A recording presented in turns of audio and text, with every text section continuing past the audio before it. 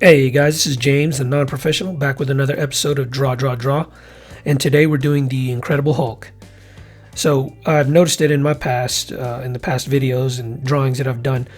I didn't draw a whole lot of just gigantic, hulking beast-like characters, So I thought Incredible Hulk would be a perfect example of this. I wanted to focus particularly on proportions with regards to drawing someone this massive. But right now we're in roughs. So as you can see, we're throwing these concepts on the stage and we're just seeing what works and what doesn't. This particular drawing turned out pretty easy. I didn't have to, make some corrections as much as I did in this one. The proportions seem to fall in line.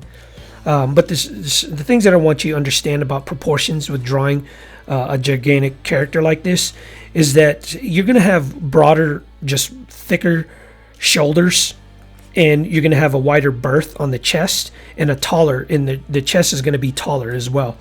And in comparison, in proportion with all that, the head is actually going to be smaller. So as I mentioned in past videos, characters are measured by their head. In other words, if they're 6 feet tall, they're generally like 6 heads tall. Or if they're, just gigantic people, they're going to be like 10 heads tall. Or, if there's tiny people, they're going to be like 4 heads tall or 5 heads tall, whatever. So when you draw people as massive as the Incredible Hulk, obviously he's going to have a lot more heads fit into his entire stature. So his head's going to be smaller. You're going to have, he's going to be like, 14, 15 heads tall.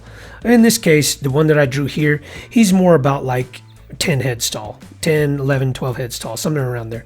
But his head, obviously, in comparison to the rest of his body, or at least the rest of his upper body, is going to be smaller. Characters tend to look bigger when you make their shoulders and their chests thicker and more broad, and then you make their heads kind of smaller in proportion to what a regular person would look like. All right, so we are in lines. Let's pin down those definitive lines and make those details a little bit more permanent.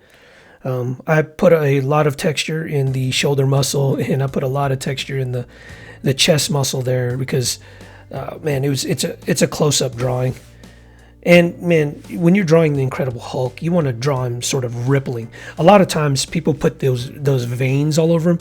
I'll be honest, I have yet to learn how to draw those veins and make it look believable, make it look aesthetically, appealing on a character. Maybe it's something I'll learn later on down the line. Right now, I just don't know really how to do that. So what you get is just a gigantic hulking character with no, steroid-induced veins that you see those, bodybuilders have and stuff like that. But I wasn't a big old fan of the older, when, Eric Bana played the Hulk. It was okay. It wasn't as terrible as people said it was, but certainly better with Ed Norton, and definitely better when Mark Ruffalo played. The best Hulk performance that I've seen is Ragnarok. It wasn't even his movie, but man, it was hilarious.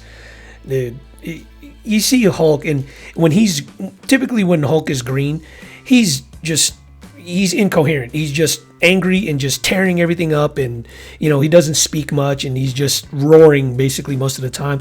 In Ragnarok, he's actually like, you can sit down and have a conversation with the Hulk when he's in that that angry state, or that gigantic green state, because that's all he's in. I don't want to spoil it for anybody, but in Ragnarok, he's been like the Hulk for like years, and that's all he's been. He hasn't been Bruce Banner in a while. And then, of course, in the movie, he turns into Bruce Banner. And it's funny because, Bruce Banner's at his funniest in that movie, too. If you haven't seen Ragnarok, it is a gem in the MCU. You have to go watch it. It's one of the best, if not the best, MCU film that they've made, just for entertainment purposes alone. Is it the most substantive film? Is it the most, I guess, high production, high quality film made? Probably not, but it is the most entertaining one that you'll watch. It's hilarious. It's awesome. All right, so we're in inks now, and as you notice, I put a lot of detail in Hulk's face, and I want him to look gristled and just freaking angry and just brooding, and that's what you want to do with Hulk. Just like in the movie Ragnarok, man. He talks about how he's always angry. He's like fire. You know, that whole comparison between him and Thor in that movie when they're sitting down talking to each other, it's hilarious. You just have to watch it. I can't do the jokes justice if I tried, but anyways, go watch the movie. I highly recommend it. So I did forget to draw his eyeballs. Even at the end of this video, his eyeballs still aren't there. I totally forget. And he's not like Storm, where his eyes turn completely white when he's in his anger state, or, you know, when he's using his super ability.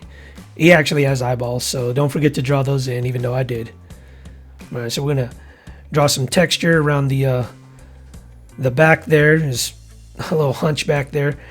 One of the hard things about drawing gigantic characters is resisting or trying to avoid making him look like a hunchback.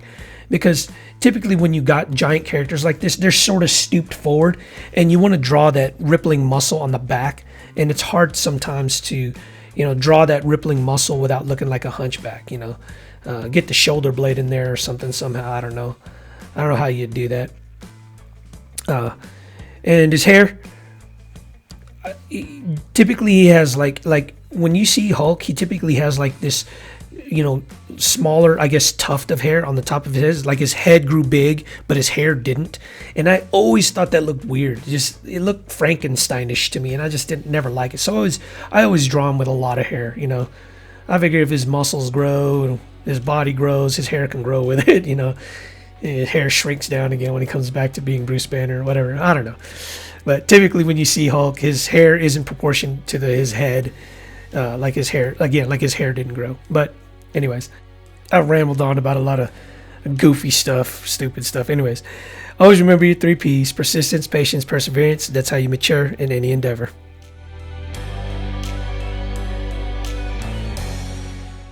Hey guys, if you like my content, please like or comment below. And if you want regular updates, please subscribe to my channel. Thanks for watching.